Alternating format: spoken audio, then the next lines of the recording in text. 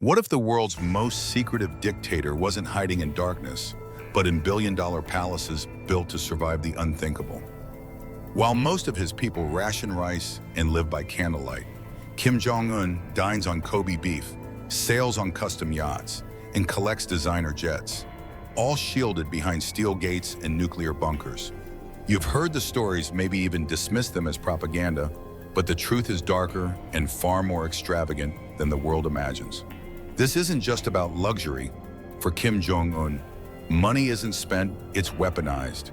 His fortune secures absolute loyalty, fuels a global shadow network, and keeps every threat at bay. But what no one tells you, the real story lies not just in the gold, but in the secrets those riches are designed to protect. I've spent years piecing together the breadcrumbs, smuggled photographs, whispered confessions, satellite images, and today, we follow the money deep inside North Korea's hidden fortresses. Because at minute 10, you'll learn the truth that even Western intelligence fears to confirm. Stay with me and see a world that was never meant to be revealed.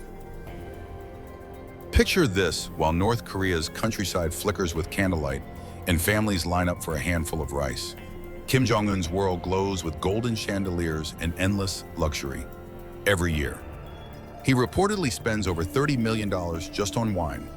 His dinner table, draped in silk, overflows with imported delicacies most of his citizens will never even see in a magazine. The divide isn't just about wealth, it's about absolute power. Kim doesn't simply live above the nation, he exists in a parallel universe. His private motorcade glistens with gold-plated luxury cars, guarded by elite soldiers who would take a bullet before letting anyone get close. The rest of North Korea survives on state rations, under constant surveillance, fearing even a whisper against their leader. But here's the detail the media rarely shows. Every act of extravagance is more than indulgence, it's a message. Each luxury meal, every imported car, is a symbol, reminding millions who truly holds their future. And if you think it ends at the dinner table, you're wrong, because the palaces themselves are more than homes, they're nuclear fortresses built for the unthinkable. Forget everything you think you know about presidential mansions. Kim Jong Un's private residences are more like military fortresses fused with the world's most decadent resorts, hidden behind electrified fences, guarded by landmines and battalions. These compounds are designed to withstand not just assassination attempts, but a full-scale nuclear war. Inside Wonsan, his seaside palace, marble halls lead to Olympic-sized pools and private runways. A luxury spa sits just steps away from underground bunkers lined with steel and lead. One estate even boasts a personal horse racetrack and a banquet hall big enough to host a royal wedding, though few are ever invited. Every window is bulletproof, every room bug-swept daily, and surveillance never sleeps. But the real secret isn't what's above ground. Beneath each palace lies a labyrinth of tunnels, armored vaults, and escape routes known only to Kim and his most trusted guards. No one, not even his top generals, truly knows how many of these hidden palaces exist or what's buried within them. Because in North Korea, home isn't just a place of comfort, it's the last fortress in a world built on paranoia. If dictatorships had their own version of Air Force One, Kim Jong Un would be its architect. His Soviet-era Ilyushin IL-62M isn't just a plane, it's a flying throne room, draped in white leather, mahogany tables, and encrypted communications only a head of state could command. When he travels, secret airstrips allow him to land at any one of his hidden palaces, vanishing from satellite eyes within minutes. But Kim's grip on power stretches beyond the skies. Anchored in North Korea's private harbors is a super yacht valued at over $7 million, a floating palace where imported marble, Italian leather, and hand-carved teak create a world removed from reality. The yacht isn't just for pleasure, it's often used for high-stakes diplomatic meetings, far from any prying eyes. And just out of frame, there's his sister, Kim Yo-jong. Her presence at these secret gatherings is no accident. Insiders say she manages logistics, controls the flow of information, and ensures every luxury is protected from within. Because in this regime, power isn't only about who sits at the top, but who's trusted enough to guard the keys to the empire. Kim Jong Un doesn't just collect cars, he builds a mobile fortress. His garage holds over 100 luxury vehicles, including Rolls-Royces, Maybachs, and even custom Lamborghinis. But the crown jewel is a $7 million Mercedes Maybach S600 Guard bulletproof, blast-resistant, and equipped with its own oxygen supply.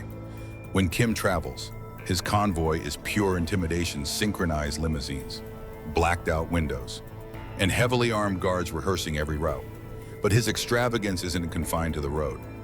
High in North Korea's mountains stands the Masikryong ski resort, a personal passion project built for $30 million, with 9 slopes and heated Swiss-style chalets. It rivals the best in the Alps. There's just one catch: an average North Korean could never afford to ski here. The slopes stay eerily empty, a frozen monument to unchecked power. Food, too, is weaponized luxury. Kim reportedly spends $30 million a year on imported wine and gourmet delicacies, Kobe beef, Iranian caviar, and Danish pork, all flown in for private feasts. But here's a question: how much is too much to spend, not just on yourself, but to keep those closest to you loyal? Because in Kim's world, indulgence is only the beginning. For Kim Jong Un, loyalty isn't earned through speeches or ideology, it's bought, lavishly and relentlessly.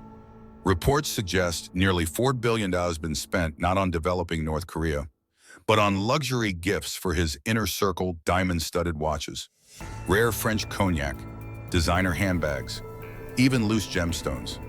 Each item isn't just a present, it's a reminder that power flows from the top, and gratitude is measured in carats. This strategy breeds a fortress of dependence. Top generals, diplomats, and even scientists know their fortunes rise and fall with Kim's favor. "You don't serve the country, you serve the man who feeds you," whispers one exiled official. It's an open secret: loyalty is transactional, and betrayal is unthinkable when every privilege is hand-delivered by the supreme leader. But behind every luxurious delivery stands his sister, Kim Yo-jong, the enforcer, the keeper of secrets. Insiders say she oversees the distribution of these gifts, reading the loyalty of each recipient and ensuring no one dares to bite the hand that feeds them.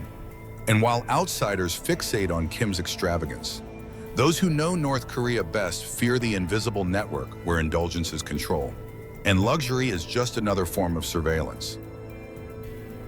Absolute power, in Kim Jong-un's world, breeds absolute paranoia.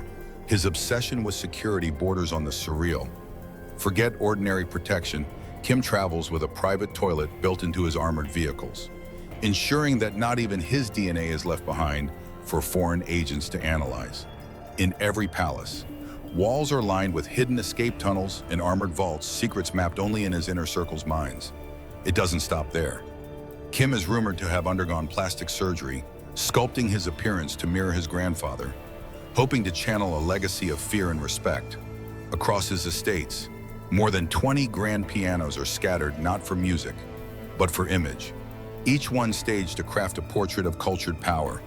Even personal trainers and chefs are flown in from Europe, sometimes on 24 hours notice, just to maintain an air of control. But behind the spectacle of marble, music, and military precision, a chilling truth emerges. These fortresses are as much prisons as they are palaces. The outside world is sealed off, dissent is unthinkable, and every luxury is another layer of insulation from reality. So, with all these measures, who is Kim really protecting himself from?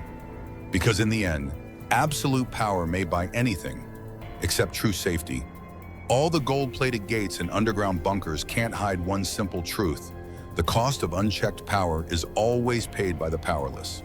Kim Jong-un's world of unimaginable excess is built on silence, secrecy, and the suffering of millions who will never see the inside of his palaces.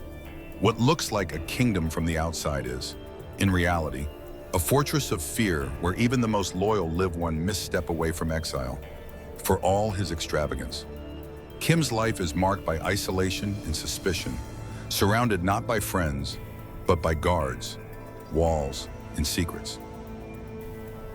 In a regime built on indulgence and intimidation, true leadership is measured not by watches or wine, but by what you do for those with nothing. So what do you see a leader? A prisoner, or just another warning about what happens when absolute power goes unchecked? What shocked you the most about Kim Jong Un's billionaire lifestyle?